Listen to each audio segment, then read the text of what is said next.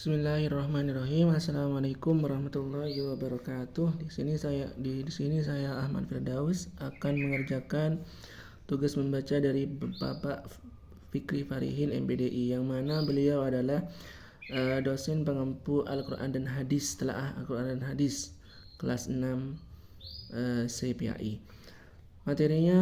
Materi saat ini yaitu telaah materi Al-Quran dan Hadis kelas 10 di Madrasah Aliyah Nurus Soleh. Gambaran umum sekolah. Nama sekolah yaitu MA Nurus Soleh, yang beralamatkan TJ Pacinan Manggaran Situbondo. Tahun berdiri 2012. Identitas materi kelas 10 semester genap. Judul bab 1, Al-Quran Dilahi Allah. Kurikulum dasar. Kajian dasar yaitu menghayati Al-Quran adalah wahyu Allah Subhanahu wa Ta'ala, mengamalkan sikap santun dan kritis dalam menuntut ilmu, menganalisis pengertian Al-Quran dan wahyu menurut para ahli, menyajikan hasil analisis pengertian Al-Quran dan wahyu dari para ulama. Ringkasan materi. Al-Quran adalah kalamullah yang diturunkan kepada Nabi Muhammad SAW melalui perantara malaikat Jibril yang lafaznya autentik sebagai mukjizat. Al-Quran disampaikan kepada kita secara mutawatir dan ditulis dalam mushaf yang dimulai dengan surat Al-Fatihah dan diakhiri dengan surat An-Nas. Membaca Al-Quran bernilai ibadah. Al-Quran memiliki beberapa nama, antara lain yaitu Al-Furqan, Al-Huda, dan lain-lainnya. Tujuan pembelajaran, yang mana tujuan pembelajaran menjelaskan pengertian Al-Quran menurut para ulama. Yang kedua yaitu menjelaskan nama-nama Al-Quran. Yang ketiga menunjukkan perilaku orang yang berpegang teguh kepada Al-Quran.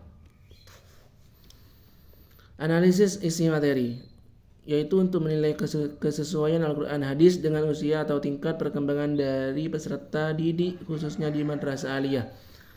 Kita sebagai pendidik atau sebagai seorang guru dapat mempertimbangkan beberapa faktor, diantaranya yaitu yang pertama tingkat perkembangan kognitif dari peserta didik, yang kedua tingkat perkembangan dari efektif peserta didik, yang ketiga tingkat perkembangan psikomotor peserta didik, dan yang terakhir tujuan pembelajaran yang ini dicapai. Dari beberapa faktor yang disebutkan, peserta didik dapat menggunakan sesuai untuk disampaikan peserta didik. Pendekatan dan metode pembelajaran. Metode yang digunakan untuk memenuhi pembelajaran di Madrasah Aliyah adalah menggunakan metode ceramah, yang mana seorang pendidik menyampaikan materi akan diajarkan, sedangkan siswa cukup mendengarkan seorang pendidik, yang dimana saat pendidik menyampaikan materi yang diajarkan. Media dan evaluasi. Jenis media yang digunakan Madrasah Aliyah adalah multimedia, di mana media ini adalah gabungan dari berbagai jenis media seperti audio, video, teks, dan instruksi untuk menyampaikan informasi. Media ini sangatlah efektif untuk meningkatkan tingkat pembelajaran siswa di dalam kelas. Contoh soal di Madrasah Aliyah. Mengapa Al-Quran harus menjadi pedoman hidup setiap muslim? Soal pertama. Soal yang kedua yaitu tulislah pendapatmu tentang nama-nama Al-Quran.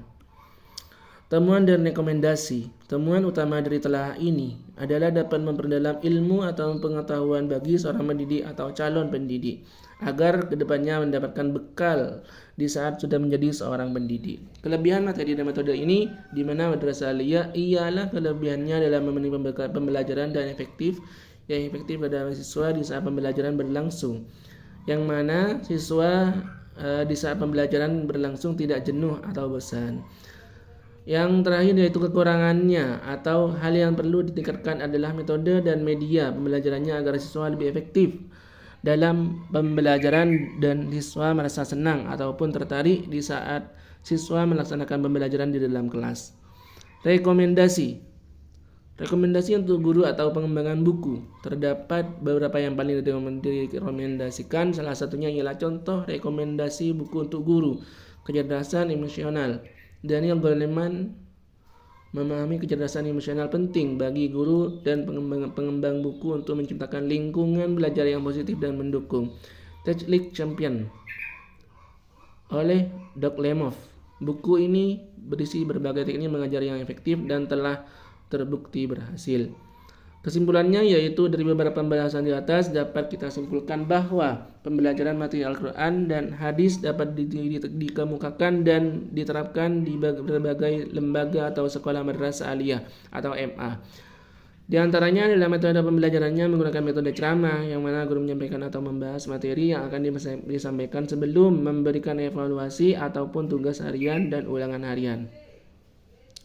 Sedangkan buku yang diterapkan adalah buku kurikulum K13 yang dimana buku ini lengkap dengan kompetensi inti atau KI, kompetensi dasar atau KD, dan tujuan pembelajaran atau TP. Tidak cuma menggunakan buku paket saja di saat pembelajaran di madrasah aliyah, melainkan juga menggunakan visual yang dimana media ini menggunakan alat elektronik seperti halnya LCD ataupun proyektor. Yang mana dengan media tersebut anak-anak atau siswa dapat melihat ataupun mendengar di saat pembelajaran berlangsung di dalam kelas.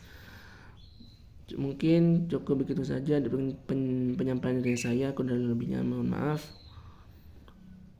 Dengan diakhiri, assalamualaikum warahmatullahi wabarakatuh.